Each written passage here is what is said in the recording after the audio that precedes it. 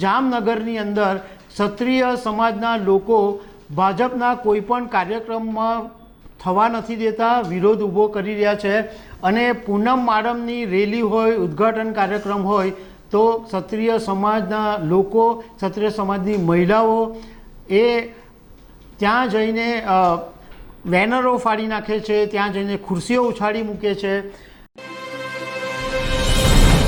નમસ્કાર દર્શક મિત્રો, પરસોત્તમ રૂપાલાએ 23 માર્ચ 2023ના દિવસે એક બફાટ કરેલો અને એ નિવેદન પછી ક્ષત્રિય સમાજના લોકો નારાજ થયા, પરંતુ પરસોત્તમ રૂપાલા તો વિરોધ તો થઈ રહ્યો છે, પરંતુ એના છાંટા હવે જામનગરની બેઠક ઉપર પડી રહ્યા છે અને છેલ્લા 3-4 દિવસથી જામનગરની અંદર ક્ષત્રિય સમાજના લોકો ભાજપના કોઈપણ કાર્યક્રમમાં થવા નથી દેતા, વિરોધ ઊભો કરી રહ્યા છે અને પૂનમ માડમની રેલી હોય, ઉદ્ઘાટન કાર્યક્રમ હોય તો ક્ષત્રિય સમાજના લોકો, ક્ષત્રિય સમાજની મહિલાઓ એ ત્યાં જઈને બેનરો ફાડી નાખે છે, ત્યાં જઈને ખુરશીઓ ઉછાળી મૂકે છે।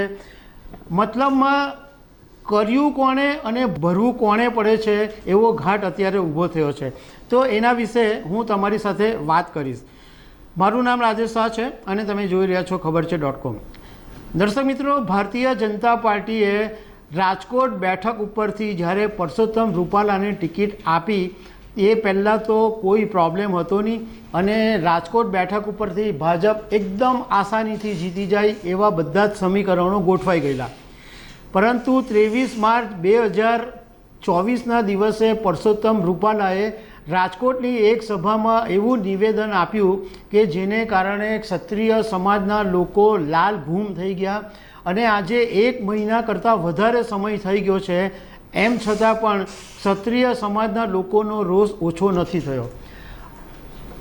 રાજકોટની અંદર તો વિરોધ છે જ, પરંતુ હવે ગુજરાતના બીજા બધા વિસ્તારોની અંદર આ વિરોધ પ્રસરી ગયો છે। હમણાં તમને ખ્યાલ હશે કે 2-3 દિવસ પહેલાં જામનગરની અંદર જ્યારે પૂનમ માડમની એક રેલી જામજોધપુરમાંથી નીકળી હતી ત્યારે ક્ષત્રિય સમાજના લોકોએ એમાં વિરોધ નોંધાવ્યો હતો અને પોલીસ એ પછી બધા ક્ષત્રિય સમાજના લોકોની અટકાયત કરી ગઈ હતી। જ્યારથી આ ક્ષત્રિય આંદોલનનો મુદ્દો ઊભો થયો છે ત્યારથી સૌથી વધારે જો કોઈને ટેન્શન હોય તો પોલીસને છે, કારણ કે કંઈ પણ સભા હોય, રેલી હોય, કાર્યાલયનું ઉદ્ઘાટન હોય તો પોલીસને ટેન્શન રહે છે કે આ ક્ષત્રિય સમાજના લોકો કંઈક ધાંધલ ધમાલ નહીં મચાવી દે। એટલે અત્યારે સ્થિતિ એવી છે કે જામનગર અથવા ગુજરાતના બીજા કોઈ પણ વિસ્તારોની અંદર ભાજપનો જે કાર્યક્રમ હોય તો ત્યાં પોલીસનો કાફલો મોટી સંખ્યામાં ગોઠવી દેવામાં આવે છે। હવે જામજોધપુરની અંદર તો વિરોધ થયો જ, પરંતુ જામનગરમાં નવાગામ ઘેડ અને કાલાવડની અંદર પણ ક્ષત્રિય સમાજના લોકોએ ભારે વિરોધ કર્યો। કાલાવડની અંદર પૂનમ માડમ ભાજપના કાર્યાલયનું ઉદ્ઘાટન કરવા જવાના હતા, પરંતુ એ પહેલાં ત્યાં આગળ જે બેનરો લાગેલા હતા એ ક્ષત્રિય મહિલાઓએ ફાડી નાખ્યા અને ખુરશીઓ પણ ત્યાં આગળ ઉછાળી દેવામાં આવી। અત્યારે જામનગરની અંદર એવું લાગે છે કે આ ક્ષત્રિય સમાજની જે મહિલાઓ છે એ રણચંડી બનેલી છે। હમણાં 2 દિવસ પહેલાં ગુજરાત ભાજપના પ્રદેશ પ્રમુખ CR પાટીલે એક એવી જાહેરાત કરી, એક પ્રેસ કોન્ફરન્સ કરીને વાત કરી કે દક્ષિણ ગુજરાતના જે 108 ક્ષત્રિય સમાજના સંગઠનો છે એ મારી સામે આવીને એવું કીધું છે કે અમે અમારો વિરોધ જે છે એ રૂપાલા સામે છે, એ વિરોધ ચાલુ રાખીને અમે ભાજપને સમર્થન કરીશું। પરંતુ હજુ પણ આ આગ ઓછી નથી થઈ।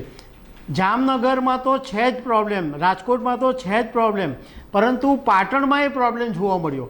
પાટણની અંદર ભરતસિંહ ડાભી ભાજપના કાર્યાલયનું ઉદ્ઘાટન કરવા ગયા તો ત્યાં પણ રાજપૂત સમાજના લોકોએ વિરોધ કર્યો અને કાળા વાવટા ફરકાવ્યા। તો ભાવનગરની અંદર પણ આવું બન્યું। ભાવનગરની અંદર જીતુ વાઘાણી એક સભા માટે ગયા તો ત્યાં પણ એમની સામે ક્ષત્રિય સમાજના લોકોએ કાળા વાવટા બતાવીને વિરોધ કર્યો। હજુ આ આંદોલન ક્યાં સુધી ચાલશે, કેટલું લાંબુ ચાલશે, શું અસર પડશે એ હજુ સુધી ખબર પડતી નથી. તો દર્શક મિત્રો, આવી અનેક વાતો સાથે અમે તમને મળતા રહીશું. Thank you very much.